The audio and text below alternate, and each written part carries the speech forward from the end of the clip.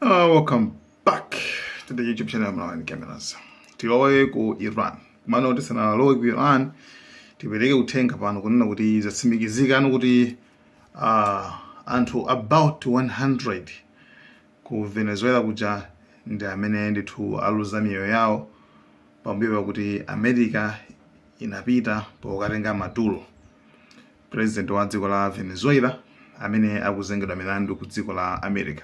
So anthu ndithu about 100 ndithu America yachotsa miyoyo yawo kumeneko. Wamkulu wa zachitetezo kumeneko ndithu amuchotsa kaye ntchito, mwina ndiyesa kuti samatha ntchito, koma maripoti ena ndionena kuti mkatikati mwa America, mkatikati mwa security yawo ku State House yuko kwa Nicolas Maduro kumeneko ndithu kunalinso CIA, kunali ndithu maspy aku America anali minimum mkatikatimo, ndi amene ndithu amapereka ma signals, ndi amene ndithu amakhala kuwauza aku America tabwerani wagona panopa umo ndi mmene ndithu ma Americans amachitira. So pamene iwowa akumakamaza anthu ena adziwenso kuti nawonso achotsa miyoyo ya anthu ambiri.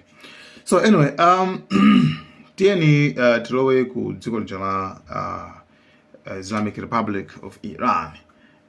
Dziko limene lili panopa ndithu mademo sali bwino kumene ndithu mademo afika pa chiyindeinde. So far ndithu anthu okwana 36 pakati pano ndithu amwalira, ndoti apolisi okwana 3.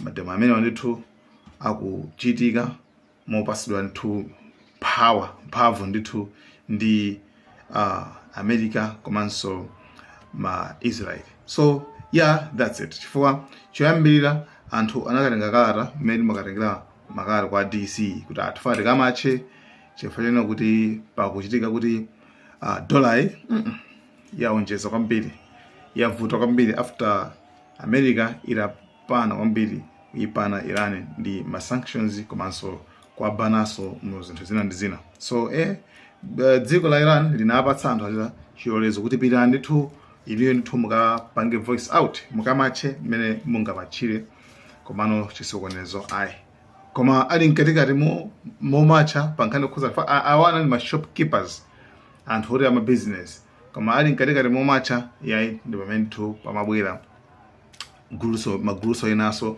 osadziwika bwino kuti izinso ndiziti, komano amapangaso chant yoti amakuwaso ndi kukuwa mkuwo wina oposa mkuwo umene anakalengeza kwa DC kuti tukamacha. So anthu anayamba amene ndoti ali manager ndoti yeja achoke, sitikufuna komanso dziko lathu litufuna likhale la democracy. Ena pamene ndithu amamba kwaitana achina Trump Trump abwere, achina Israel basa abwere makuti ife makuti chifukwa akuganiza kwana kuti iwowa akabwera ma Americans ndi ma Israel ndi kuti iwowa atha kuwapatsa mtendere, ndipo akuona kuti iwowa atha kulemera kwambiri, ndipo atha awapatsa ufulu, awapatsa democracy. Iwo ndithu zimenezo ndi zimene ndithu zili m'mitu mwawo. So anthu ndithu anayamba kumacha, and pamene tsopano boma linalowerapo nkuyamba kufufuza kuti zina zikuchokera pati. So far akugwira anthu okwana 2000, anthu okwana 2000 amene ali connected ndi Israel ndi America, amene akumapasidwa ndalama through Bitcoin kuti ndalama ndi zitapita mukamache tapita mpange nche ndipo mademo akhale motere. So organize ikuchitika mbali ina kuchokera kunja kwa dziko. So palinso mkulu wina amachita kuti Reza Pahlavi, mkulu wake ndi amene ndithu bambo ake ndi mwana wa Shah of Iran. Time kalekalo kunali ndithu kunali fumu ndithu ngati king chabe zama king zija ku Iran, pasanabwere revolution, pasanabwere kuwatembenukira kuti fana tisinthe dzikoli ndi anawapitisa ku exile kuti inuyo pitani mukapume kaye ndi ameneyo King Shahayo anapita ndithu ku exile kunja kumaiko kwa azungu kumene amakhala anamwalira komweko komano mwana wa mkulu wa munthu ameneyu anali ameneyu Reza Pahlavi amene anali ndi zaka 17 pa nthawiyo. So Reza Pahlavi mwana wa Shah akonena kuti tiyeni mademo tiyeni ndifuna ndibwere kumene ndithu ndidzakhale president. So iyeyo akudali ready kupita ku Iran kuti akakhale president komanso abwerese democracy. By the way ndithu ndi friend kwambiri ndi ma Israeli komanso ndi ma Americans. Ambita ku Israeli amakumana Netanyahu amakumana ndi like anthu aku Israel not Israel ikumpanga support kwambiri kuti Reza Pahlavi apite ku Iran ndipo kumeneko akakhale ndithu president wa dziko la Iran. So anyway sitikuzoza kuti zosala zake zikhale zorana. So 1979 panachitika revolution kenako nkuzayamba tsopano revolution imeneyi kenako nkuzapatika dziko lija lakhala tsopano alisandutsa kukhala dziko la Chiislamu. Then mu 1979 ndikuti Khamenei amene ali panoyi nthawi imeneyo anali ngati president. So kuchoka 1979 kufika 1989 kupeza kuona kuti wapano amene anali president uja kukhala supreme leader 1989. Then kuyamba 1989 ukafika panopa ndi amene ali supreme leader. Mademo ndithu akhala nthawi zambiri akhala kuchitika ku dziko la Iran sikoyamba pa zifukwa zosiyanasiyana za ndale pa zifukwa zina zosiyanasiyana amene limakhala dziko. Komano at the end of the day zimazizira kenako kubwereranso pano.